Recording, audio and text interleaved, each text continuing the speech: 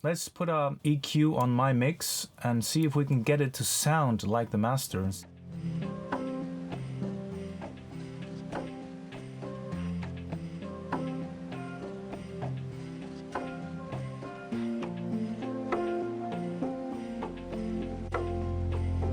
Well, hello everybody, it's me again, Janus Rasmussen here with another episode of Production Tricks. Today is day number 14 out of my 24 calendar series. Today I want to talk about how you get the most out of getting your tracks mastered.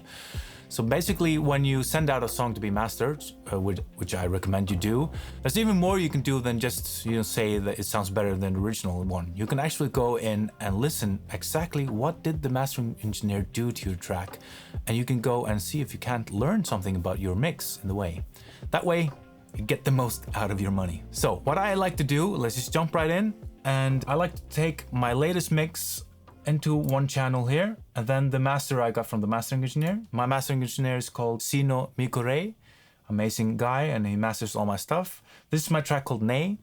So first of all, you have to match them up so they're exactly matched up on your timeline. That way you can switch between them without it being all skipped and stuff like that. Then you can go up to here, assign a key, say A and S, they're right next to each other. Then you could do like this, solo one and solo the other one, so you can hear really quickly how they sound together. Let's hear my mix first.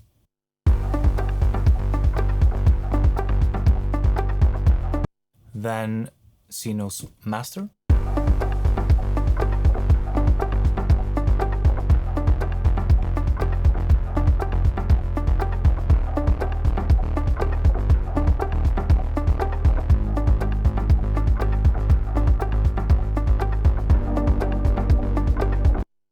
So could you hear a difference? His has more kind of presence in the low end and also some high end. So what we can do, first of all, is the levels, we can take a look at them. They are pretty similar. What you always have to do before you do this, by the way, you always have to level down the master. It's always going to be louder than your mix, so you have to lower it down so you're actually not just listening to the gain, because obviously you're always going to think that sounds better. But in this case, they're pretty much similar in dB, or at least so it feels like. Let's put a EQ on my mix and see if we can get it to sound like the master and see exactly what he did. So here's my mix.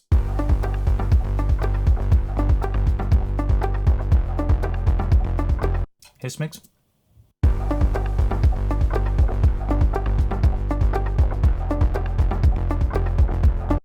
So I hear he's gained a little bit in the 400 region. Also some high end. That's typical when you get your track mastered, there's always going to be way more high end. Which is something else I really recommend you do before sending it out to a mastering, is try to boost a lot of high end on your mix. And say if there's a shaker in your mix that's all of a sudden super bright, but your mix is not getting as bright as you want it to be, then your shaker's probably just too high endy, and you can maybe fix that before you send it out. It's really good to test these things out, because I've tried many times to get a master back and a hi-hat or a shaker is just way too loud. But it's true what the mastering engineer has done. The track should be brighter, but you don't want that shaker to be like in your ear. All right, let's listen back here now. I've boosted up this region here. A low cut by 20 or 25 is very typical, what like a mastering engineer also does. So here's a problem. I'm going over 0 now, and he's not. So already here, he's winning me. So I have to gain down now. Let's listen to him.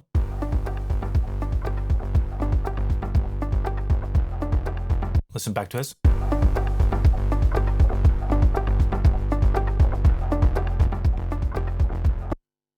He has more volume than I do. So all these changes he's doing is adding a lot of volume to the song as well. But overall, I'm not so far off. Let's see if we can get them really close just by EQing like this.